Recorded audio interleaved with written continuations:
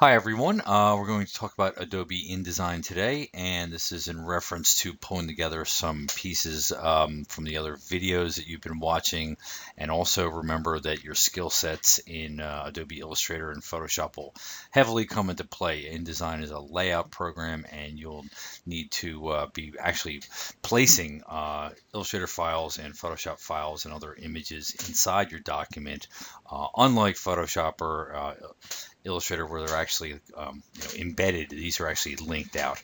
So let's talk about your 6x9 mailer, double-sided. We'll create a new document here. So it's File, New Document.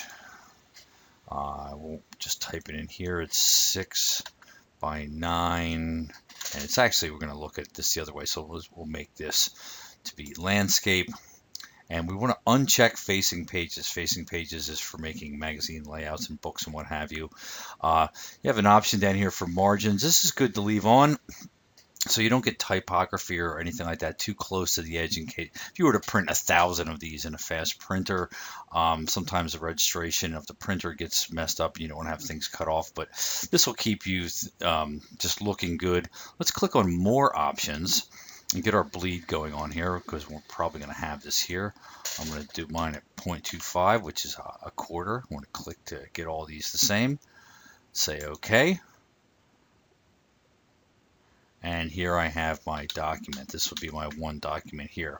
I will then go over to my Pages palette, and I have my one page here. I'm actually going to take this, pull it down, and duplicate it. So now I have, if you can see this, two working pages. This will be my front page. This is my back page. On the back page, please remember to look at the specs for the mailer. So this would go through the U.S. Postal Service, including its live area, where the postal bar goes at the bottom, where the postage stamp goes, the mailing address. All this stuff needs to be incorporated, and this needs to be white. If you go with a background image or something like that on the back, maybe allow room for people to write a personalized note. Thinking about a postcard and what you're going to do with that.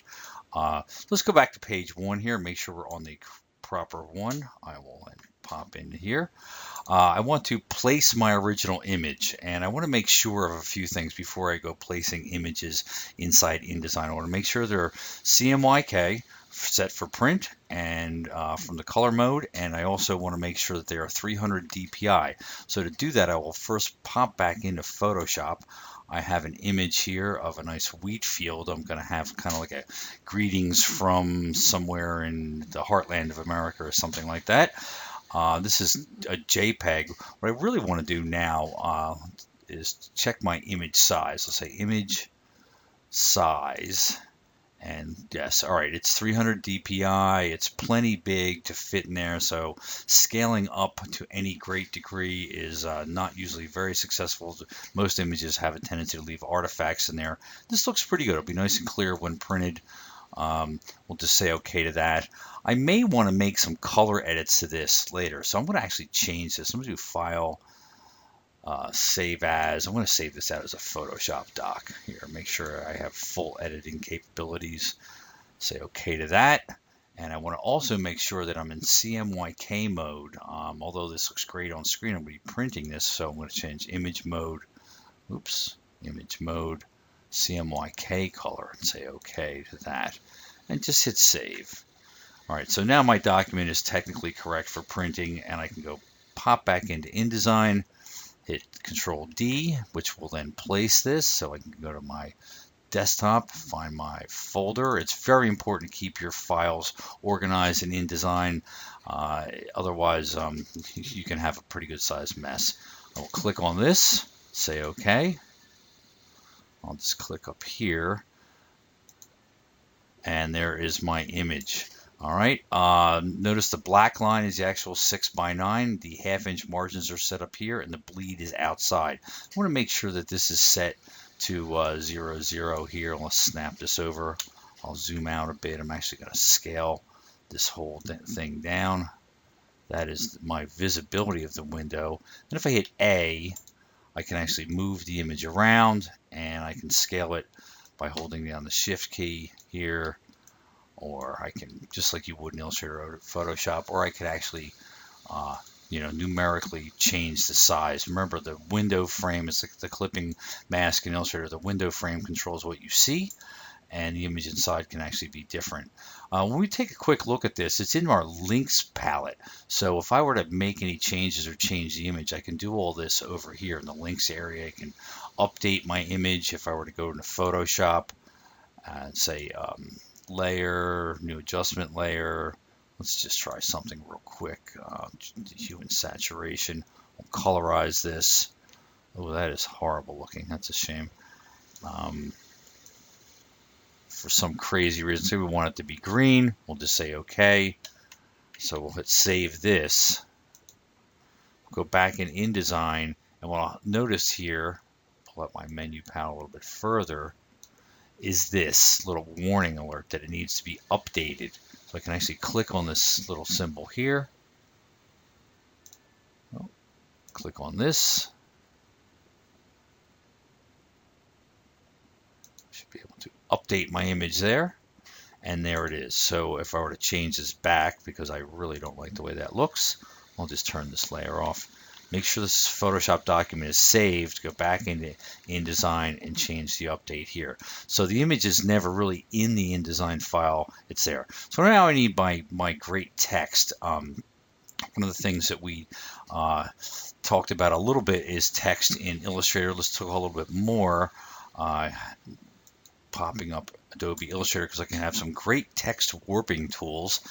I just started off with some text here. Although this may look great, remember what's visually correct. This is, let's zoom in a bit.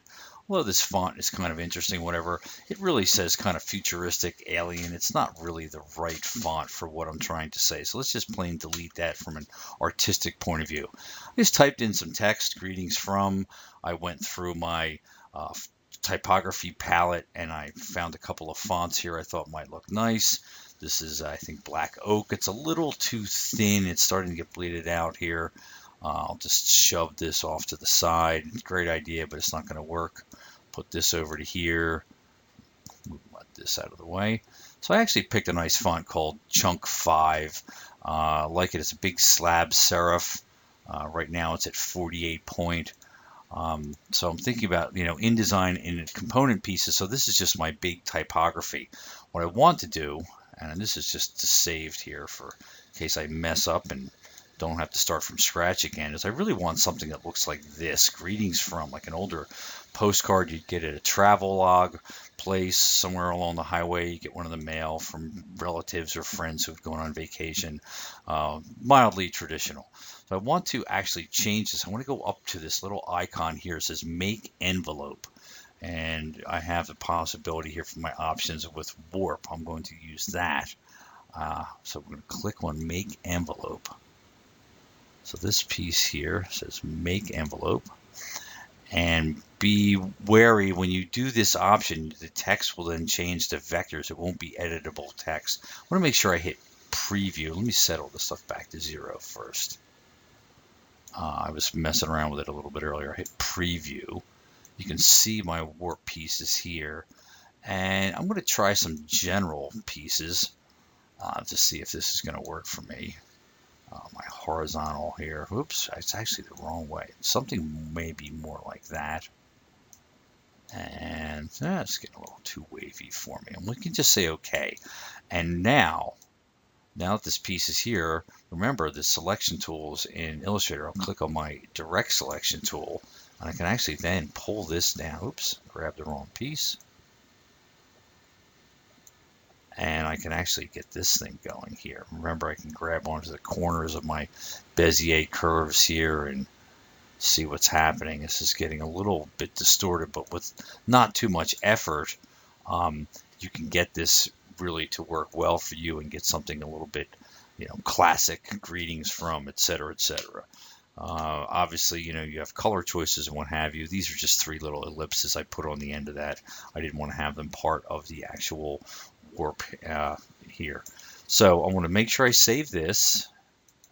All right, I want to go back into InDesign and go into my layers palette. And this one, I'm going to make sure I label it BKG for background. I'm going to make another one up here, new layer. HDR for header. You can call these things whatever you want, spell them out, but that's fine. I'm going to place this, make sure I'm in the header layer. Hit Control or Command D to place. I will find my greetings.ai file. I will place it here. Let's stick it right in there. And I'll notice I have the whole thing. I don't really want all this. I just want the nice one at the bottom. Now, let me clip all this off and make sure I'm working with this. Oops.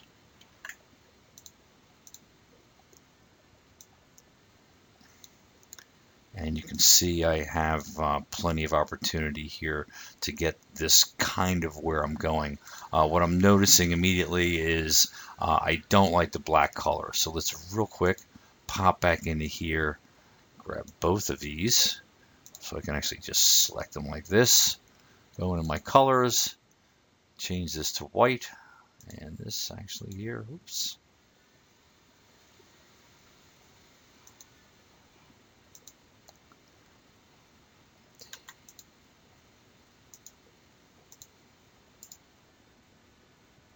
All right, either way, you would be changing that to white and re-updating your file and keep having at it.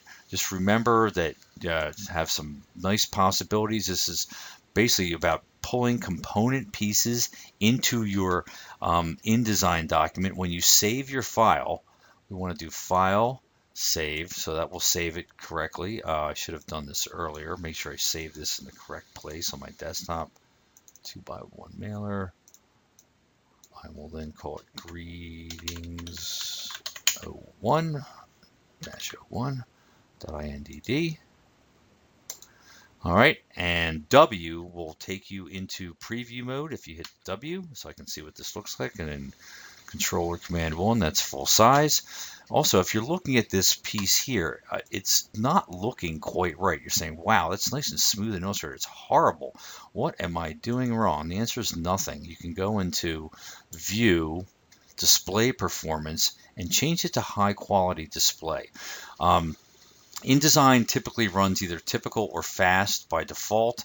And this is just, again, allowing you for placement of elements. You're not really looking at this thing from a high quality thing. It actually saves greatly in computer speed. So if I do this, go back out, that's what this would look like. Everything's nice and smooth, bright and crisp. I have good pieces here. Now save, which is Control S. I want to export this file.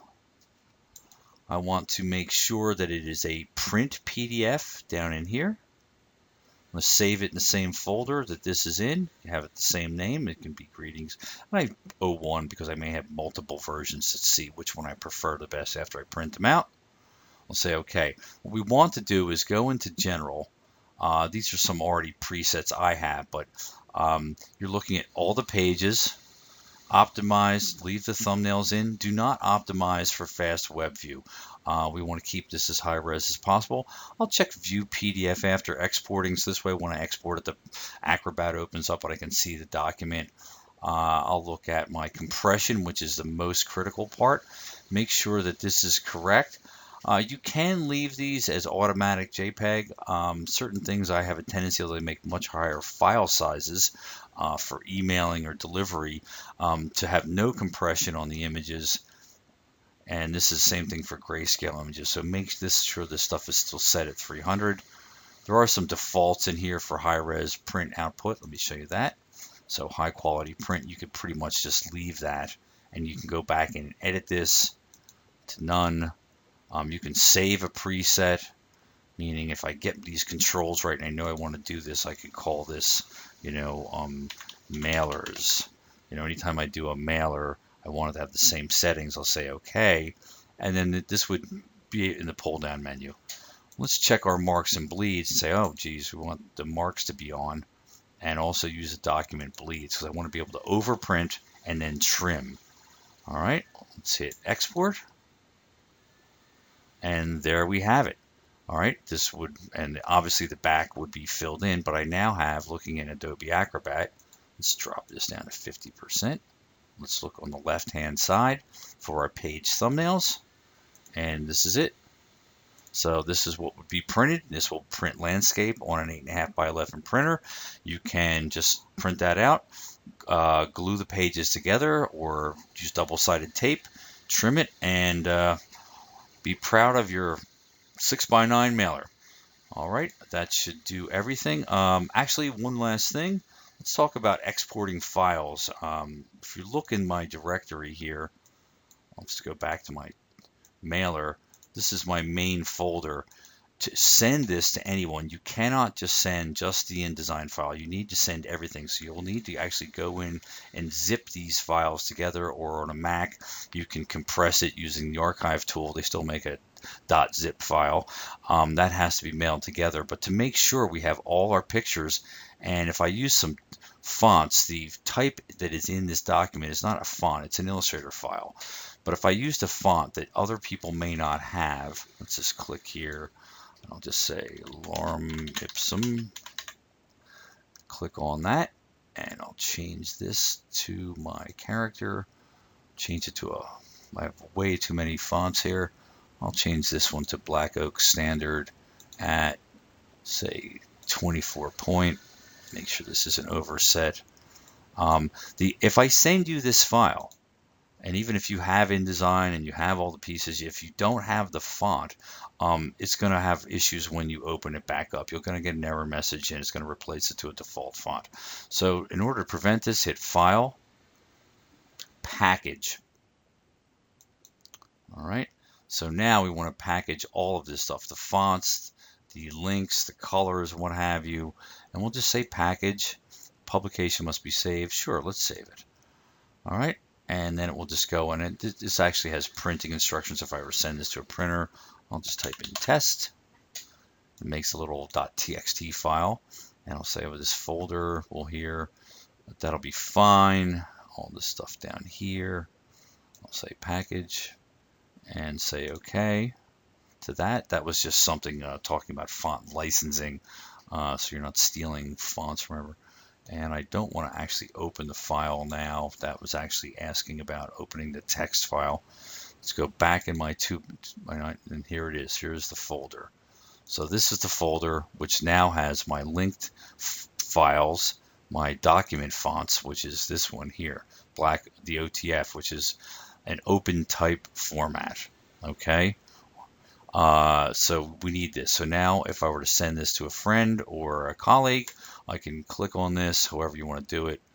I would just zip this, add this to a zip file or whatever you want to do. Oh, I guess I have an evaluation version here. Sure. I'll cancel out of this. There's plenty of ways to do that. But I think you get the point.